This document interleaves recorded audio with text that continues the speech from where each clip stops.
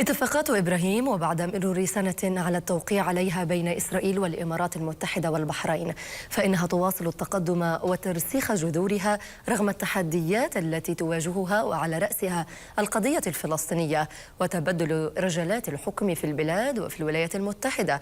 التقرير التالي يستعرض التحديات والأمال مع عدد من الذين شاركوا في بلورة هذه الاتفاقات.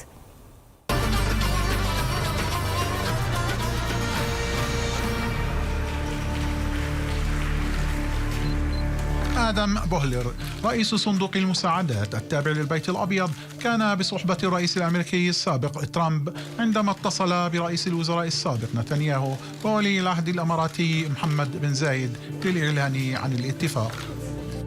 And in that call, it was very hard not to get emotional. You felt the historic nature of it. It was really, it was great to hear MBZ and BB back and forth. You know what, it felt like long-lost cousins that had been kept away for far too long. And it was one of the President of the United States' greatest moments, I think. I had tears in my eyes on this. It was an authentic and very emotional moment. I would say that the starting point was when President Trump went to Riyadh in May of 2017, his first foreign trip, which included not only Saudi Arabia but Israel. جيسون جرينبلات كان مبعوث إدارة ترامب حتى عام 2019 سنة قبل التوقيع على اتفاقيات إبراهيم. He sent a message that the fight is between good and evil. The fight is against extremism. Israel is here to stay. Israel is an important neighbor that should be welcomed into the community.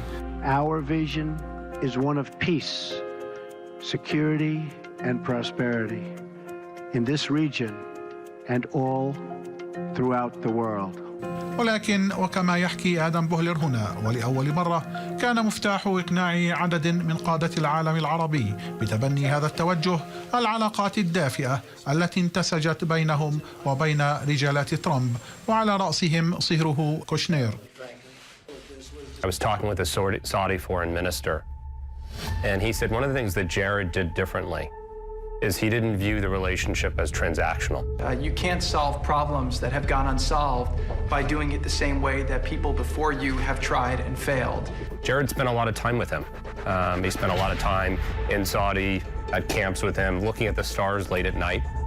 And that's how you build a relationship in the region. وهكذا وعندما وصلت لحظة الحقيقة الصيف الماضي سارة أميري وزيرة التكنولوجيا المتقدمة في الإمارات لم تسقط عن كرسيها بسماعها الإعلان الذي أذهل الكثيرين. This is not something new onto the UAE to further expand collaboration moving forward and to ensure the stability of the region overall. It was not a surprising move, and it was one that is welcomed, especially for the future of our region. ورجالات ترامب ورغم العلاقات الدافئة علموا أنه يصعب دفع قادة الدول العربية إلى إخراج العلاقات مع إسرائيل للعلن دون تحقيق تقدم مع الفلسطينيين.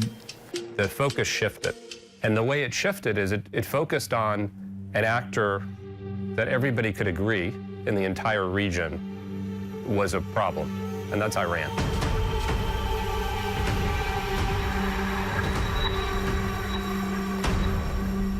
We said, listen, we're not asking you as UAE or Qatar or others to change your position on whether there should be a Palestinian state or rights there. What we're asking you to do is normalize a relationship with a friend that you're already friends with under the covers, but bring it out in the open because you have a common enemy. What were the obstacles in the way towards this normalization? Look, the region has been steeped in this psyche that the Israeli-Palestinian conflict is the core conflict of the Middle East. It certainly is not. People felt that they didn't want to leave the Palestinians behind, and by the way, they shouldn't. But what they did decide to do is put their own national interests front and center. Iran, oil prices, a young, thriving population that's thirsting for new opportunities. So the region had to put their own interests ahead of everybody else, all the while supporting Palestinians. وحتى اليوم لا زالت الإمارات والدول التي ذهبت في أعقابها تتعرض لانتقادات شديدة في الساحتين العربية والفلسطينية. حينها حاولوا في أبو ظبي تبرير التطبيع بتجميد إسرائيل لخطة ضم يهودا والسامرة. I think they were very careful in choosing their language with the use of the word suspend. And I think it's going to be up to the Israeli government to make a decision as to what they want to do with respect to that aspect of the peace plan that President Trump unveiled. And then I think it'll be up to the countries who signed the Abraham Accords or one day may sign the Abraham Accords to decide how to react to that. ولا ننسى أن إدارة ترامب وقبل التوصل إلى اتفاقيات إبراهيم طرحت خطة سلام مع الفلسطينيين تحت اسم صفقة القرن والتي سريعا ما اندثرت. The one thing you'll know about President Trump, and people like this, people don't like this, is he wants to always push the envelope further. So in this case, he loved to give Jared a hard time on great on normalization, but you didn't solve the Israeli-Palestinian thing, okay? So he was always pushing on it. But no, the president understood and really wanted, I think every administration, sees this as a challenge.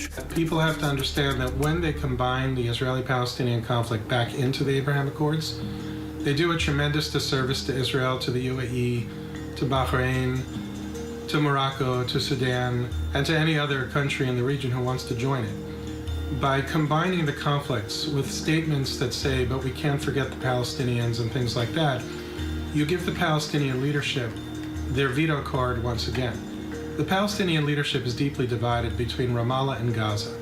Until the Palestinian leadership can get its own house in order, there really isn't even anything to talk about. وفيما أن السلام مع الفلسطينيين يبدو بعيدا، فإن السلام مع الإمارات التي كانت رائدة اتفاقيات إبراهيم قد تحقق وتقدم. I've never seen anything happen so quickly, but the two of them were just so excited to meet and to make things go forward.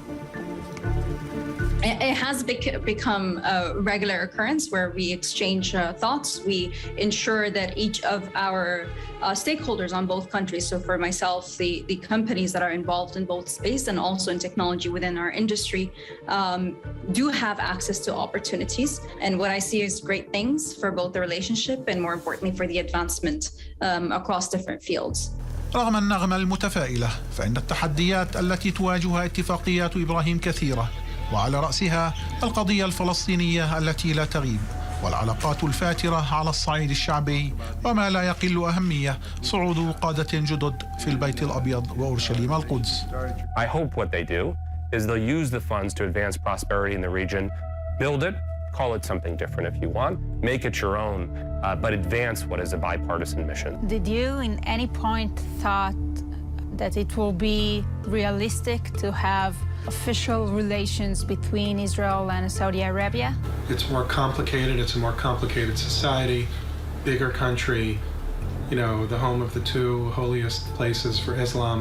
So lots of reasons it hasn't happened yet, but I remain optimistic. And, when I get off the phone with them Thursday or Friday and I wish them Shabbat Shalom and they wish me Shabbat Shalom, it's really such a dramatic change from 2017.